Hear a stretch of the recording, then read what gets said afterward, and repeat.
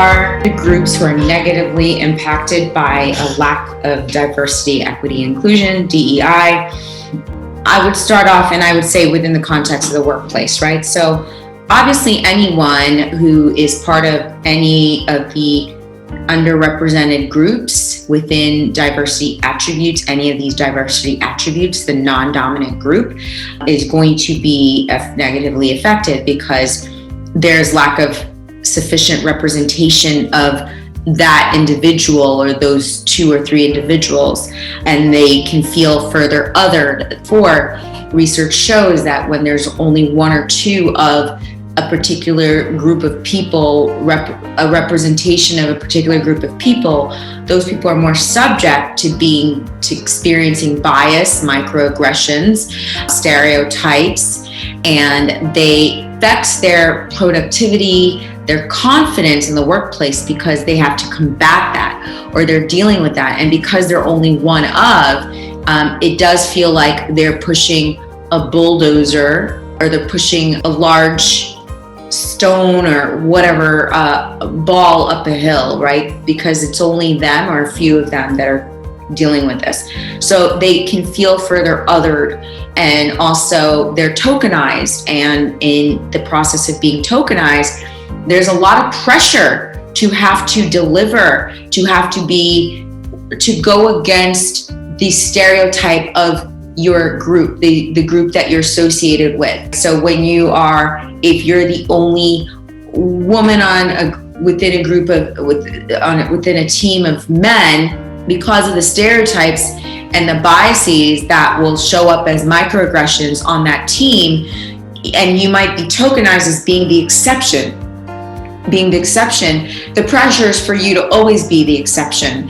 And when you're dealing with that type of pressure, you're not really fully able to give your all to your job. And the opposite, the alternative of being tokenized and being seen as an exception, is being targeted as someone who's part of those stereotypes, like who falls within those stereotypes. So you're dealing with these biases and you're having to try to combat or counter these biases every day, and that can weigh on a person.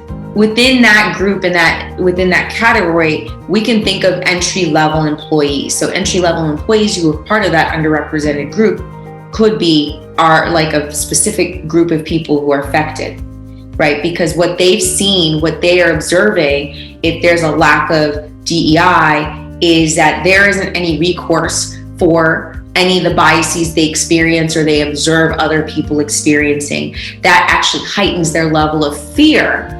And it also can make them become more complacent and apathetic, meaning or suggesting that they might feel like, well, that's how things are in corporate America.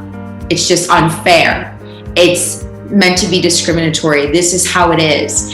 And so individuals who are part of that entry level may not feel like they have recourse to fight back. They may not feel comfortable speaking up to anyone, right? Especially if their manager is the one who's facilitating the bias. They can't go to their manager, or if their manager doesn't have a heightened sense of, doesn't have awareness, they may not feel comfortable. And so they become complacent and they think this is just the norm and they accept it. And what happens? Well, that minimizes their level of connection to the organization, their commitment to their organization, their productivity and their contribution can go down. And then ultimately that can affect their performance and end up either causing them to have some sort of performance issue, or they just leave the organization.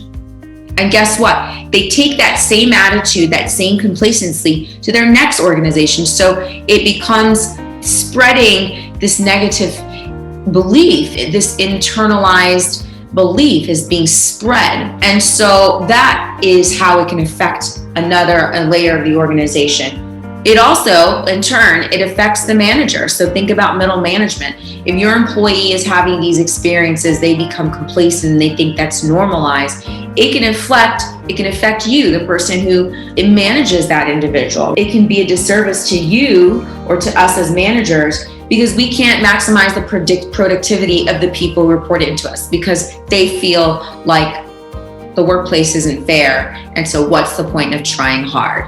it affects us. It can affect us as managers because we're not able to then, therefore, retain top talent.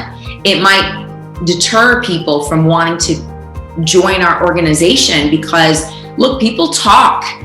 People see and read Glassdoor reviews. People are looking, employees are doing their homework now. They're interviewing companies just as much as companies are interviewing them.